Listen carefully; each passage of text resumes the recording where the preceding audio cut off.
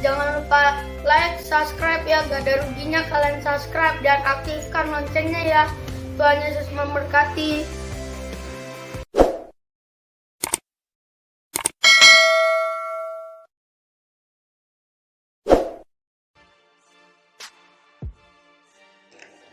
Selamat jumpa kembali di dalam channel kami. Saya percaya bahwa kita semua dalam keadaan sehat, tanpa kekurangan sesuatu apapun. Saudaraku, pada kesempatan ini saya mengetengahkan kepada kita sebuah renungan yang bertema tidak ada yang kita banggakan. Renungan ini saya kutip di dalam kitab Injil Yohanes pasal 3 ayat 30. Bunyinya demikian, ia harus makin besar, tetapi aku harus makin kecil. Kutipan ayat ini adalah kata-kata yang diucapkan Yohanes Pembaptis ketika murid-muridnya bertanya kepadanya tentang siapa Yesus. Pada waktu itu banyak orang yang menganggap bahwa Yohanes Pembaptis adalah orang yang suci. Bahkan ada beberapa orang menduga bahwa mungkin Yohanes adalah Sang Mesias. Namun alih-alih mengaku-ngaku sebagai Mesias dan menerima penghormatan dari orang-orang, Yohanes Pembaptis justru berkata, ia harus semakin besar, tetapi aku harus semakin kecil. Ini adalah bukti kerendahan hati dari Yohanes Pembaptis. Ia menyadari bahwa dirinya bukanlah Sang Mesias itu. Ia adalah seorang utusan yang membuka jalan bagi Tuhan. Sungguh luar biasa melihat kerendahan hati seorang Yohanes Pembaptis. Kalimat Yohanes Pembaptis tersebut kemudian membawa kita lebih jauh pada pemahaman dari kalimat ini. Ia harus semakin besar, tetapi aku harus semakin kecil. Ketika saya merenungkan kalimat ini di dalam hati, bahwa kalimat itu berlaku untuk diri saya maupun untuk setiap makhluk ciptaan Tuhan. Tuhanlah yang harus semakin besar. Ya, Dia saja yang semakin besar. Hanya Ia yang patut ditinggikan dan dipuji. Menjadi kecil bukan berarti kita menjadi orang yang tidak berarti. Saya memahami makna dari kalimat ini, menjadi kecil, lebih kepada pemahaman untuk penyangkalan diri. Yesus sendiri pernah berkata, setiap orang yang mau mengikut aku, ia harus menyangkal dirinya, memikul salibnya, dan mengikut aku. Pemahaman saya bahwa menjadikan diri saya semakin kecil dan menjadikan Allah semakin besar adalah dengan menyerahkan diri kita sepenuhnya dalam bimbingan Tuhan.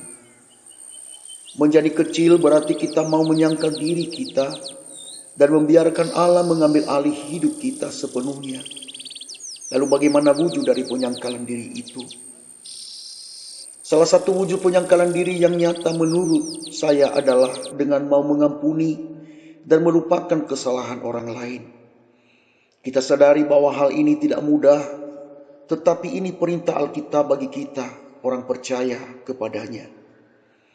Mungkin akan ada orang yang lain yang menyangkal diri melalui melawan kemalasan dalam dirinya, melawan kesombongan, penipuan, nafsu jahat, atau apapun yang ada dan bahkan telah melekat dalam dirinya.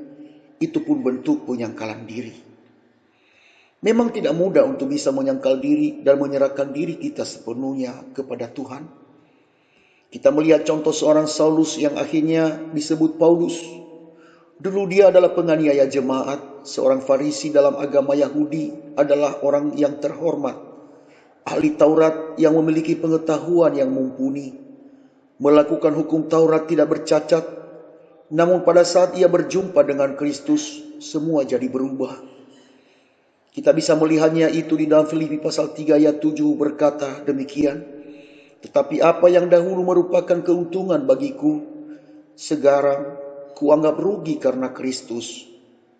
Terjadi perubahan hidup yang drastis di dalam diri Rasul Paulus.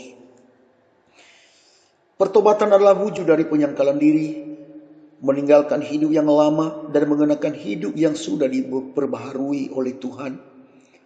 Bukankah Alkitab berkata bahwa di dalam 1 Korintus pasal 6 ayat 19, Atau tidak tahukah kamu bahwa tubuhmu adalah bait Roh Kudus yang diam di dalam kamu, Roh Kudus yang kamu peroleh dari Allah, dan bahwa kamu bukan milik kamu sendiri, sebab kamu telah dibeli dan harganya telah lunas dibayar.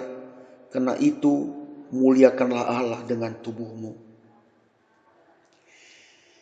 Saudaraku para pendengar, penyangkalan diri sesungguhnya tidak terjadi begitu saja, tetapi ada proses yang harus dilalui, yaitu pengorbanan dan hidup dalam kasih Kristus. Pengorbanan yang sesungguhnya adalah bila kita menyadari bahwa hidup ini bukan milik kita lagi, tetapi milik Dia yang telah mati bagi kita, yang membayar hidup kita dengan harga yang lunas. Tidak ada yang kita banggakan dalam hidup ini selain dari yang satu ini, bahwa kita adalah milik Allah. Bagi manusia tidak mungkin, namun bagi Allah semuanya itu mungkin. Bila kita serahkan sepenuhnya hidup kita kepada Tuhan, maka Dia akan menuntun kita kepada pertobatan yang sesungguhnya. Tuhan Yesus memberkati kita sekalian. Amin. Maranatha.